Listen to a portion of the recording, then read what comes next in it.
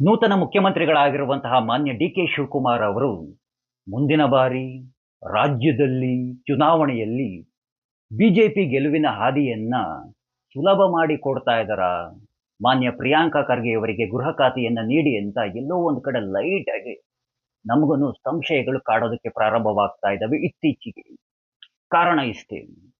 Priyanka ಖರ್ಗೆಯವರ track record ಅನ್ನ ಹಾಗೆ ನಾವು ನೀವೆಲ್ಲ ಗಮನಿಸಿ ನೋಡಿದ್ರೆ ಪ್ರಿಯಾಂಕಾ ಖರ್ಗೆಯವರು ತಮ್ಮ ಖಾತೆಗಿಂತ ಬೇರೆಯವರ ಖಾತೆಗಳ ಬಗ್ಗೆನೇ ಮಾತನಾಡೋದು ಹೆಚ್ಚು. ಅದನ್ನ ನೀವೆಲ್ಲ ಗಮನಿಸಿರ್ತೀರ. ತಮಗೆ ಸಂಬಂಧವಿಲ್ಲದಂತಹ, ತಮಗೆ ಬೇಡವಾದಂತಹ ವಿಷಯಗಳ ಬಗ್ಗೆನೇ ಯಾವಾಗ್ಲೂ ಮಾತನಾಡ್ತಾ ಇರ್ತಾರೆ. ತಮ್ಮ ಕ್ಷೇತ್ರದ ಅಭಿವೃದ್ಧಿಯ ಬಗ್ಗೆ ಅವ್ರು ಯಾವತ್ತಿಗೂ ಮಾತನಾಡೋದೇ ಇಲ್ಲ. ಪ್ರಿಯಾಂಕಾ ಖರ್ಗೆಯವರು ಪ್ರತಿದಿನ ಬೆಳಗ್ಗೆ ಎದ್ದು ಎಕ್ಸ್‌ನಲ್ಲಿ ಒಂದು ಪೋಸ್ಟ್ ಮಾಡ್ತಾರೆ. ಒಂದು ಪೋಸ್ಟ್ ಮಾಡಿ ಒಂದು ವಿವಾದವನ್ನ ಸೃಷ್ಟಿಯನ್ನ ಮಾಡ್ತಾರೆ. ಅದರ ಬಗ್ಗೆ ಚರ್ಚೆಗಳನ್ನ ಮಾಡ್ತಾರೆ. ಪ್ರತಿದಿನ ಹಿಂದೂ ಸಂಘಟನೆಗಳ ವಿರುದ್ಧ ಹೇಳಿಕೆಗಳನ್ನ ನೀಡುತ್ತಾರೆ. ಪ್ರತಿದಿನ ಬೆಳಗ್ಗೆಯಿಂದ ಸಂಜೆ ತನಕ ಆರ್.ಎಸ್.ಎಸ್, ಆರ್.ಎಸ್.ಎಸ್, ಆರ್.ಎಸ್.ಎಸ್ ಅಂತ ಜಪ ಮಾಡ್ತಾನೆ ಇರ್ತಾರೆ. ಅವರಲ್ಲಿ ನಾವುಗಳೆಲ್ಲ ಒಬ್ರು ಲೀಡರ್‌ಗಿಂತ ಒಬ್ರು ಸೋಷಿಯಲ್ ಮೀಡಿಯಾ ಹ್ಯಾಂಡ್ಲರ್‌ನ ತುಂಬಾ ತುಂಬಾ ಚೆನ್ನಾಗಿನೇ ಕಾಣ್ತಾ ಇದ್ದೀವಿ. ಈಗಂತೂ ಅವ್ರಿಗೆ ದೊರೆತಿರುವಂತಹದ್ದು ಗೃಹ ಖಾತೆ.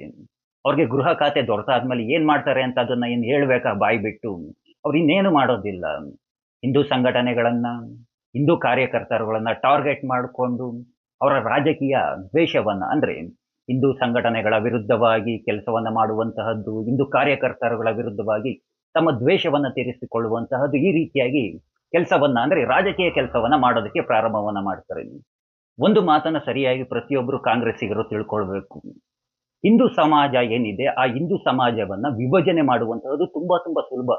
ಯಾರು ಬೇಕಾದ್ರೂ ಆ ಹಿಂದೂ ಸಮಾಜವನ್ನ ವಿಭಜನೆಯನ್ನ ಮಾಡ್ಬಿಡ್ಬೋದು.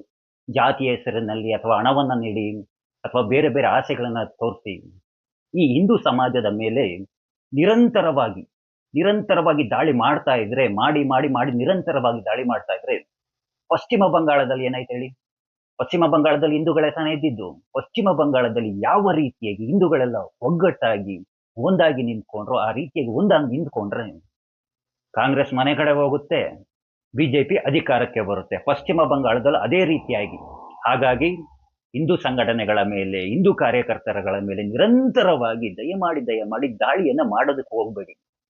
ಮಾನ್ಯ ನೂತನ ಮುಖ್ಯಮಂತ್ರಿಗಳಾಗಿರುವಂತಹ ಡಿ.ಕೆ. ಶಿವಕುಮಾರ್ ಅವರೇ, ನೀವೇನಾದ್ರೂನು ಸಾಕಪ್ಪ ಇದು 2 ವರ್ಷ ನಾನು ಮುಖ್ಯಮಂತ್ರಿ ಆಗಿದ್ದು ಬಿಡ್ತೀನಿ. ನಾನು ಮುಂದೆ ಮುಖ್ಯಮಂತ್ರಿ ಆಗಿರೋದಿಲ್ಲ. ಇಷ್ಟೇ ಸಾಕು, ನನ್ನ ರಾಜಕೀಯದಲ್ಲಿ 2 ವರ್ಷ ಮುಖ್ಯಮಂತ್ರಿ ಆಗ್ಬೇಕಾಗಿತ್ತು. ಆಗ್ಬಿಟ್ಟಿದ್ದೀನಿ ಅಂತ ಏನಾದ್ರು ಆಸೆ ಇಟ್ಕೊಂಡಿದ್ರೆ ಕಂಟಿನ್ಯೂ ಮಾಡಿ. ಇಲ್ಲಾಂದ್ರೆ ಒಮ್ಮೆ ಮುಂದೆ ಫ್ಯೂಚರಲ್ಲಿ ಇನ್ನೂ ಮುಖ್ಯಮಂತ್ರಿ ಆಗ್ಬೇಕು, ಮುಂದಿನ ಬಾರಿನೂ ಕಾಂಗ್ರೆಸ್ ಅಧಿಕಾರಕ್ಕೆ ಬರಬೇಕು ಅಂತ ಏನಾದ್ರೂನು ಆಸೆ ಇಟ್ಕೊಂಡಿದ್ರೆ ಚಿಕ್ಕವನಾಗಿ ಒಂದು ಮಾತು, ನೀವು ತೆಗೆದುಕೊಂಡಿರುವ ನಿರ್ಧಾರವನ್ನ ಒಮ್ಮೆ ಪರಿಶೀಲನೆಯನ್ನ ಮಾಡಿ ನೋಡಿ ಅಂತ ನಾವು ರಿಕ್ವೆಸ್ಟ್ ಮಾಡ್ಕೊಳ್ಬೋದು ಅಂತ ಹೇಳ್ತಾ, ಆ ಕೃಷ್ಣ ಎಲ್ಲರಿಗೂ ಒಳ್ಳೇದನ್ನ ಮಾಡ್ಲಿ. ಎಲ್ರಿಗೂ ಧನ್ಯವಾದಗಳು. ಜೈ ಶ್ರೀ ಕೃಷ್ಣ.